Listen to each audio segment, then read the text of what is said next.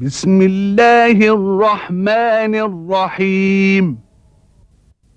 كتاب أنزلناه إليك مبارك ليدبروا آياته وليتذكر أولو الألباب. صدق الله العظيم.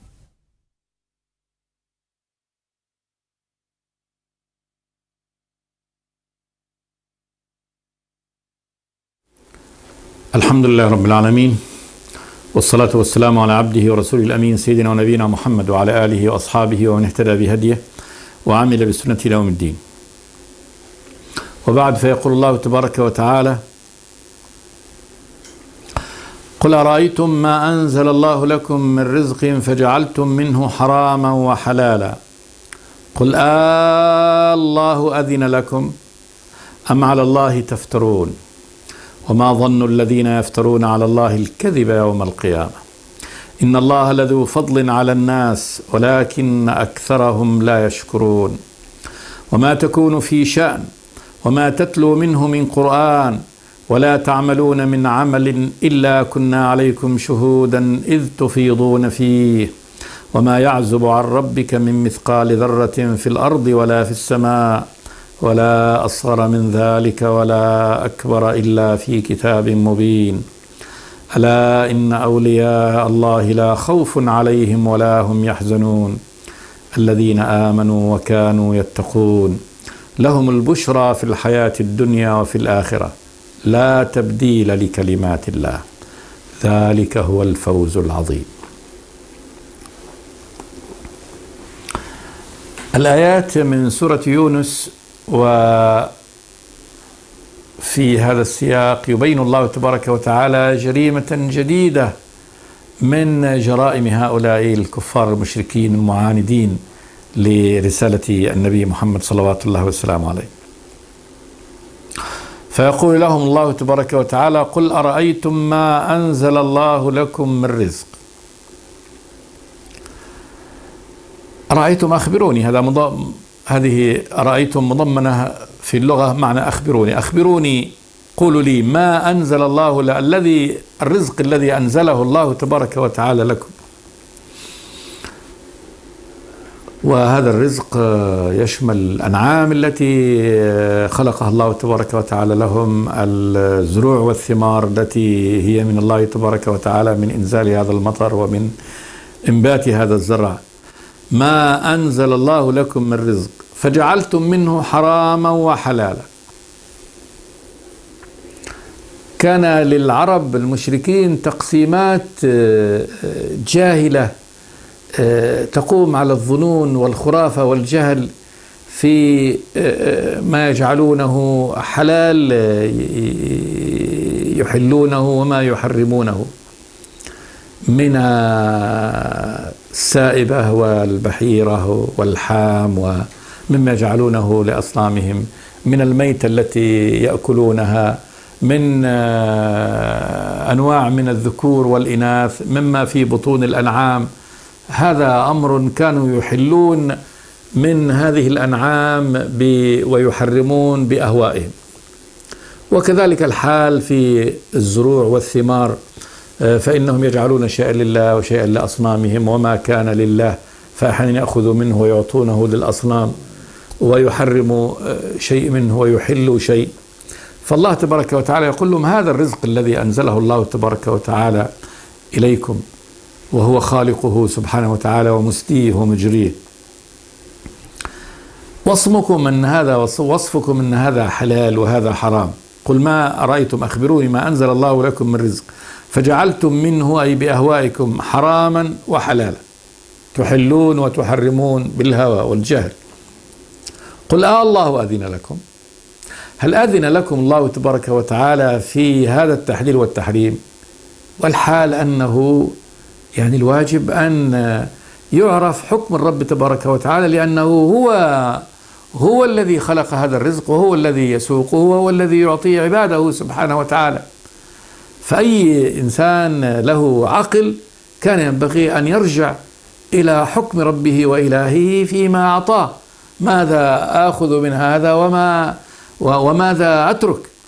فالأخذ في هذا والترك، التحليل والتحريم، إنما هو حق الخالق الرازق سبحانه وتعالى، وليس هو يعني حقا ولا متروكا للمخلوق أن يتصرف على هذا النحو فيحل ما يشاء ويحرم ما يشاء بهواه دون أمر ودون حكم من الرب الإله سبحانه وتعالى. الله أذن لكم فيما تحلونه وتحرمونه أم على الله تفترون أم أنكم مفترون على الله، والحال أنهم مفترون على الله كاذبون. الافتراء هو الكذب، كاذبون على الله تبارك وتعالى في أن ينسبوا له يعني ما يحلون وما يحرمون بأهوائهم. إما ينسبوا له أن هذا خلاص يعني نفعل بما يعني شاء الله تبارك وتعالى، وأن مشيئتنا هي يعني إرادة الرب تبارك وتعالى، كما قالوا محتجين بهذا. وقال الذين أشركوا لو شاء الله ما أشركنا ولا آباؤنا ولا حرمنا من شيء. يعني هذه مشيئته وهذه إرادته، ما نفعل إنما يعني الذي شاءه الله لنا وأراده الله تبارك وتعالى منا، هكذا. أم على الله تفترون، والحال أنهم مفترون على الله تبارك وتعالى. ثم تهددهم الله وتوعدهم قال وما ظن الذين يفترون على الله الكذب يوم القيامة. الافتراء على الله جريمة أكبر الجرائم، فمن أظلم ممن افترى على الله كذبا، الله وتكذب عليه فتحل وتحرم. لذلك قال سبحانه وتعالى للمؤمنين ولا تقولوا لما تصف ألسنتكم الكذب هذا حلال وهذا حرام لتفتروا على الله الكذب إن الذين يفترون على الله الكذب لا يفلحون. متاع قليل ولهم عذاب أليم، متاع قليل في الدنيا ولهم عذاب أليم في الآخرة. فالله يقول لهم وما ظن الذين يفترون على الله الكذب يوم القيامة. ايش ظنك؟ يعني ما ظنك أن المعاملة التي سيعاملك الله تبارك وتعالى بها يوم القيامة؟ هل سيرضى الرب وعن فعلك هذا الإجرامي القبيح ويتجاوز عن افترائك عليه وكذبك عليه وتحليلك وتحريمك بما لم يشاءه سبحانه وتعالى؟ وما ظن الذين يفترون على الله الكذب يوم القيامة.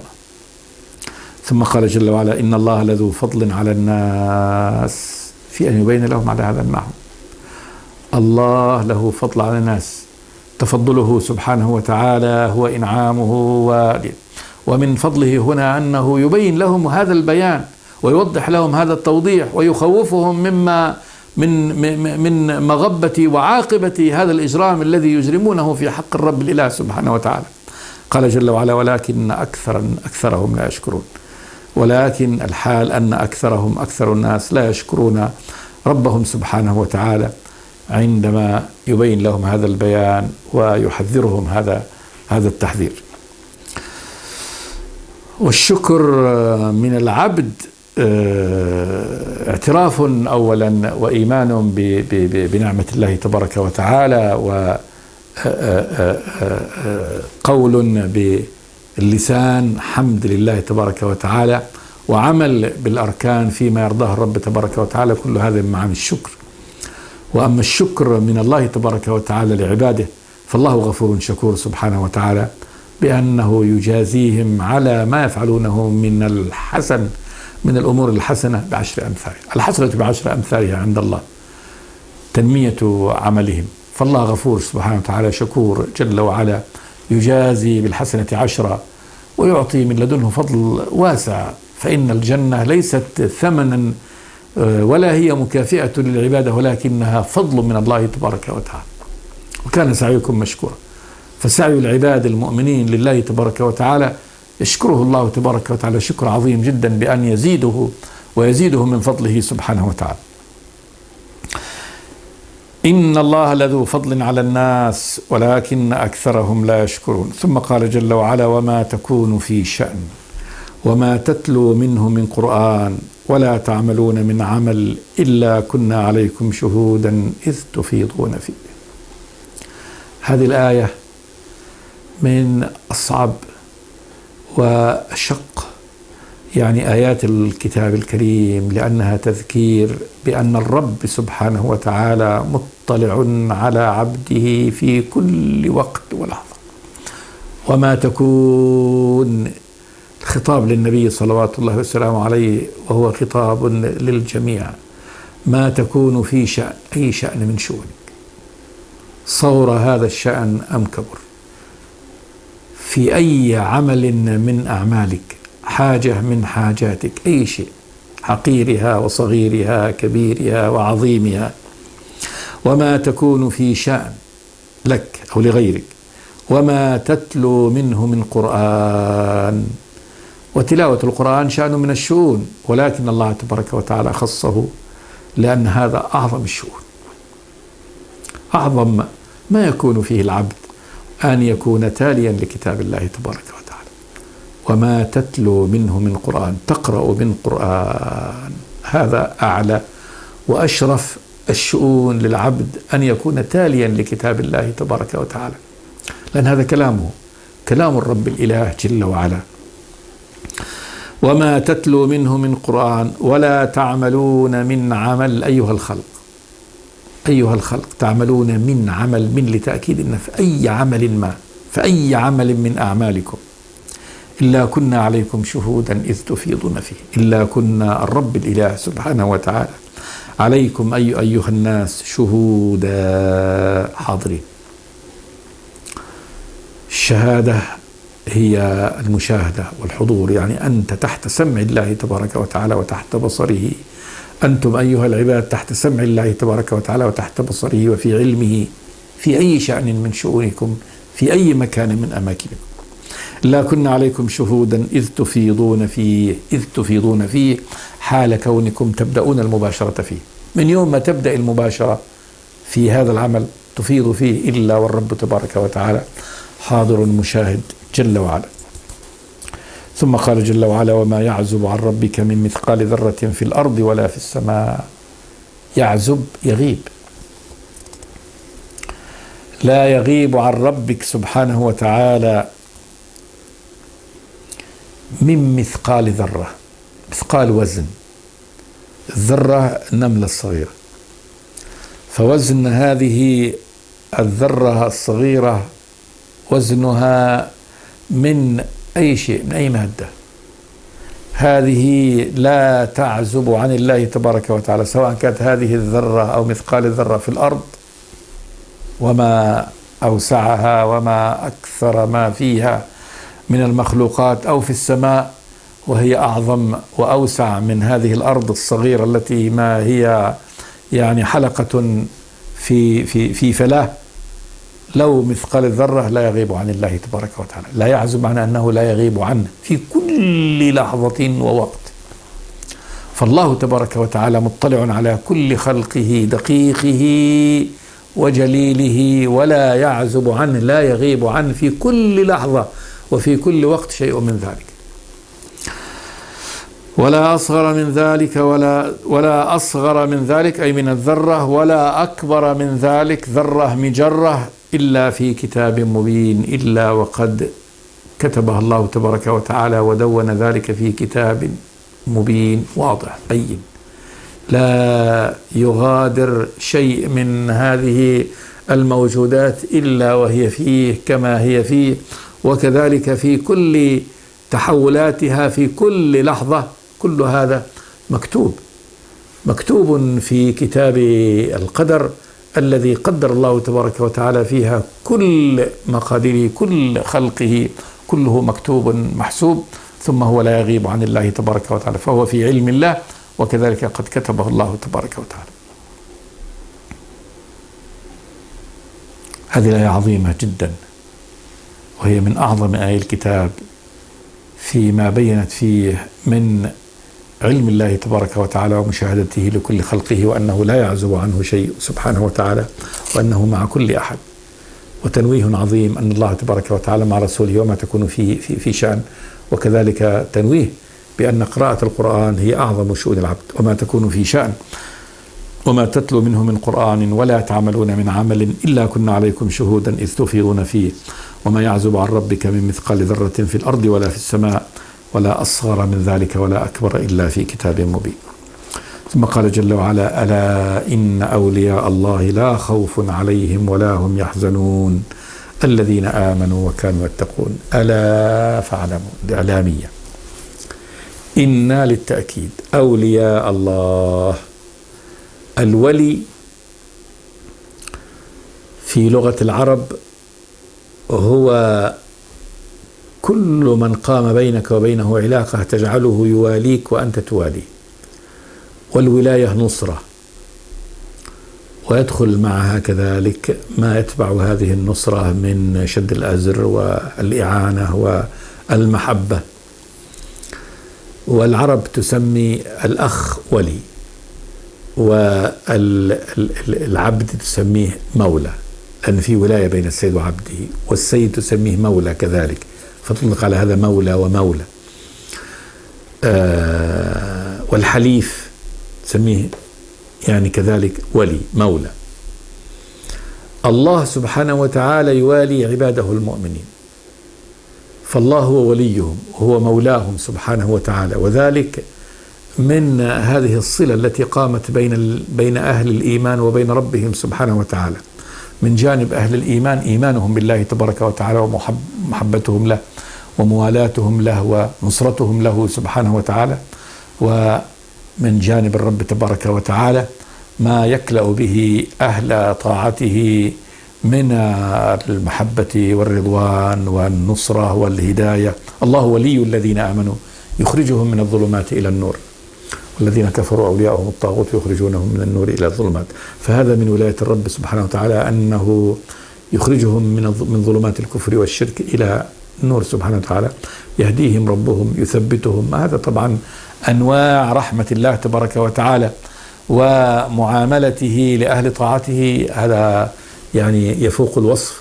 فعناية الرب تبارك وتعالى وحفاوته ومحبته لأهل طاعته ورحمته بهم وجزاؤه وصنعه الجميل بهم في الدنيا والآخرة، هذا أمر عظيم جدا. فالله تبارك وتعالى أولياءه، الله يخبر بأن أولياءه قال: ألا إن أولياء الله، يعني أحبابه وأنصاره الذين يحبهم ويواليهم الله تبارك وتعالى وينصرهم ويؤيدهم، وهم من قاموا بهذا. قال جل وعلا: لا خوف عليهم في كل ما يستقبل، ما يخاف من أي شيء مما سيأتي، ولا هم يحزنون على شيء ماضي.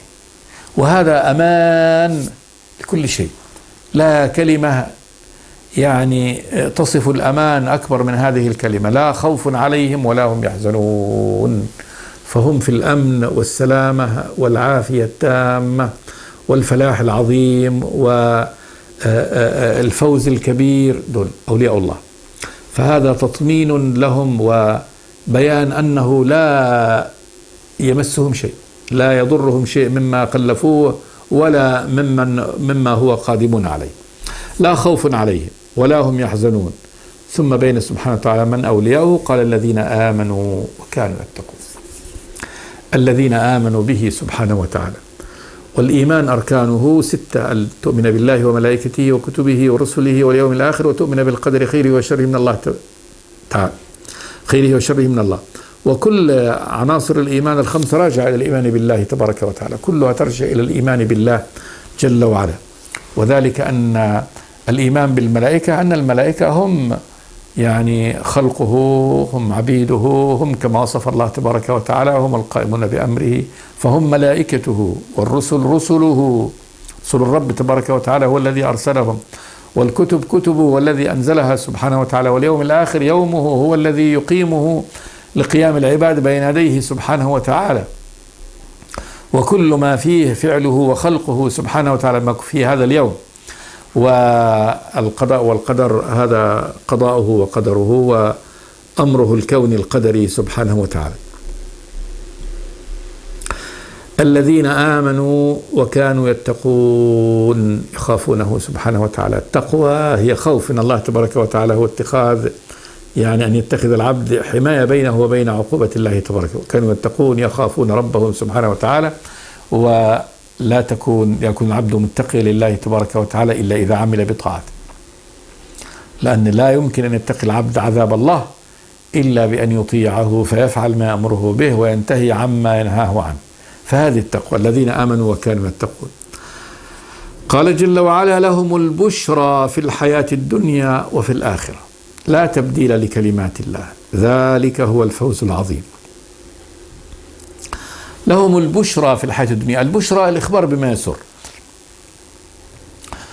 وفي الحياة الدنيا الله تبارك وتعالى يبشر عباده المؤمنين بأنواع من البشرى، منها من هذه البشرى اطمئنانهم إلى يعني إيمانهم وطاعتهم للرب تبارك وتعالى وانشراح صدورهم، فإن هذا بشرى. فهذا الذي يحسه أهل الإيمان من الثبات على الحق والرضا بأمر الله تبارك وتعالى،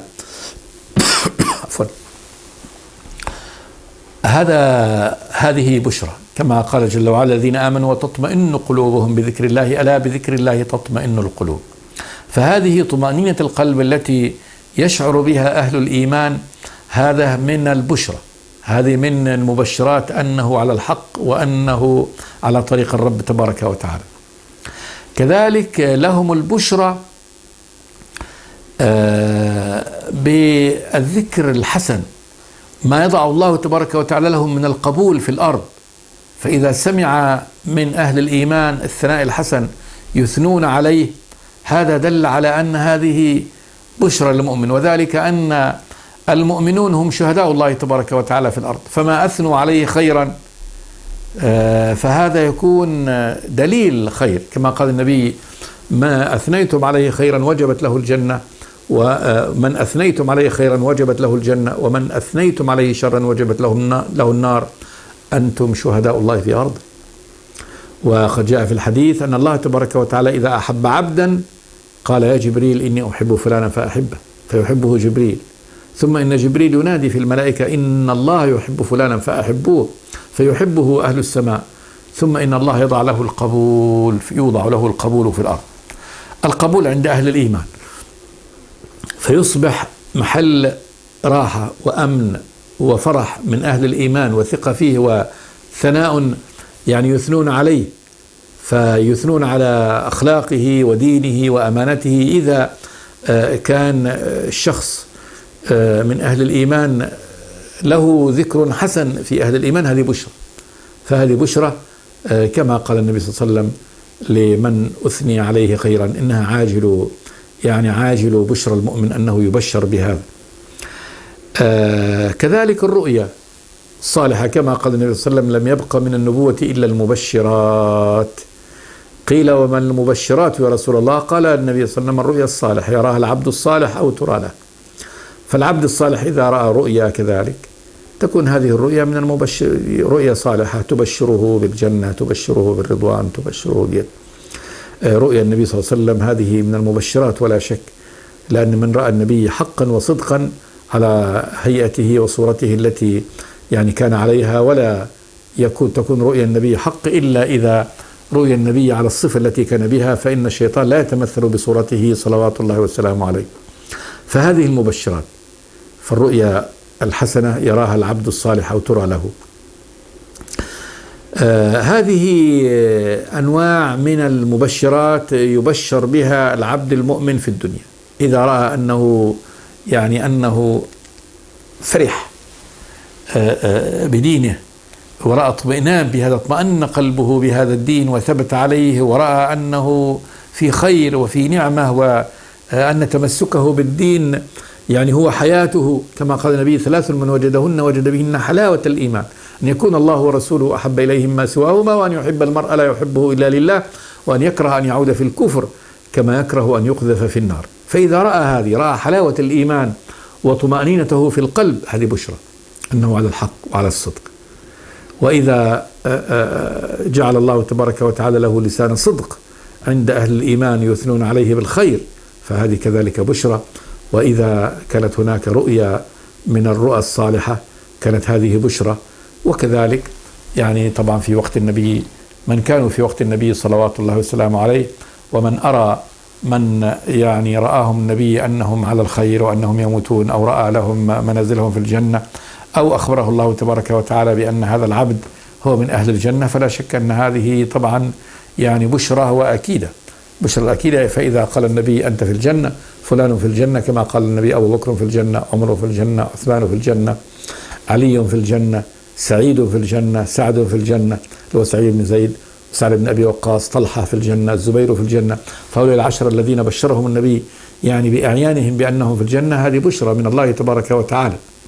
وكذلك يعني تفسير النبي لبعض الرؤى لأصحابه، وأنه تمسك ما قال لعبد الله بن سلام لما قال له رأيت كأني في روضة، وكأن في روضة في وسط الروضة عمود يعني قائم لا أرى يعني رأسه في السماء، ثم إنه جاءني منصف يعني المنصف الخادم أو الديت، فقال لي اصعد، فصعدت ظلت أصعد حتى وصلت إلى آخر العمود، فإذا عروة أو حلقة فيه فتمسكت بها. يقول ثم استيقظت وإنها لفي يدي، يعني ما خرجت منها. فقال له النبي أول النبي رؤياه قال له إن هذه الروضة هي الإسلام، وهذا هو التوحيد، وأنت على الإسلام، قال له هذه العروة الوثقى، وأنت يعني على الإسلام حتى تموت. فأول له النبي ديت، فهذه رؤيا يعني صحيح رآها، وأول له النبي تأويل النبي هنا. شاهد أن في تأويل النبي طبعا تأويل النبي حق وصدق، وأنه على الإسلام حتى يموت، فتكون هذه بشر. فهذه كلها من أنواع البشرى. قال جل وعلا لهم البشرى في الحياة الدنيا وفي الآخرة. أول منازل الآخرة عند الاحتضار، وهذه منزلة بين الدنيا والآخرة، وهذه المؤمن يبشر فيها قبل أن تخرج روحه وقبل أن يعني يأتي إلى البرزخ، فإن الله تبارك وتعالى يبشر. يأتيه ملائكة الرحمة فيراهم عند بصره قبل أن تقبض روحه، ويأتي ملك الموت عند يعني رأسه ويقول روحي اخرج، ويأتيه الروح الطيبة كانت تسكن في الجسد الطيب. فمعاينة المؤمن لملائكة الرحمة الذين يستبشرون له ويأتون بكفن وحنوط لروحه، هذا يستبشر. وهذه تكون هذه أول بشرة من منازل الآخرة. وممكن أن تكون هذه بشرى في الدنيا أن الله يبشره، ممكن أيضا أنها تكون هذه مبشرة الدنيا لأنه لم يخرج من الدنيا بعد وإنما يراها. فهي على كل حال في هذه الحافة بين انطلاقه من الدنيا ودخوله يعني في الآخرة. كذلك البشرى يعني في الآخرة، وهذه حقيقة في قبره، فإن المؤمن يبشر في قبره، يقال له بعد يعني فتنة القبر اللي هي من ربك ما دينك ماذا تقول في هذا الرجل، يثبته الله تبارك وتعالى، ثم يرى مقعده في الجنة، يقول له هذه مكانك يوم يبعثك الله في الجنة، فيراه فيقول ربي أقم الساعة حتى أرجع إلى أهلي ومالي. يقال له نم نومة العروس التي لا يوقظها إلا أحب أهلها إليه، فيكون في راحة.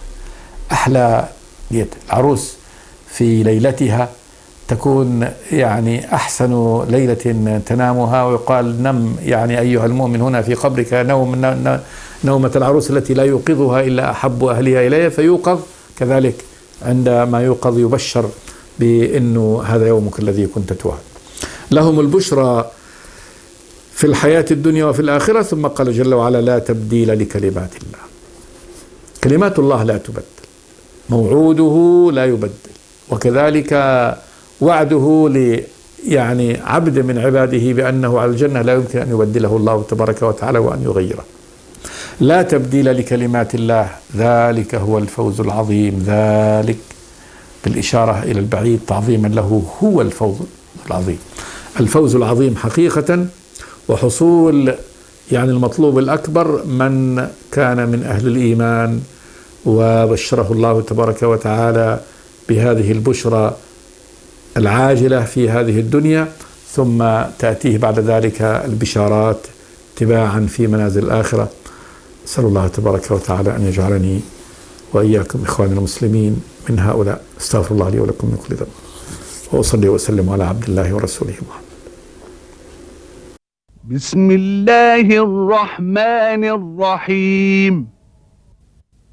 كتاب أنزلناه إليك مبارك ليدبروا آياته وليتذكر أولو الألباب. صدق الله العظيم.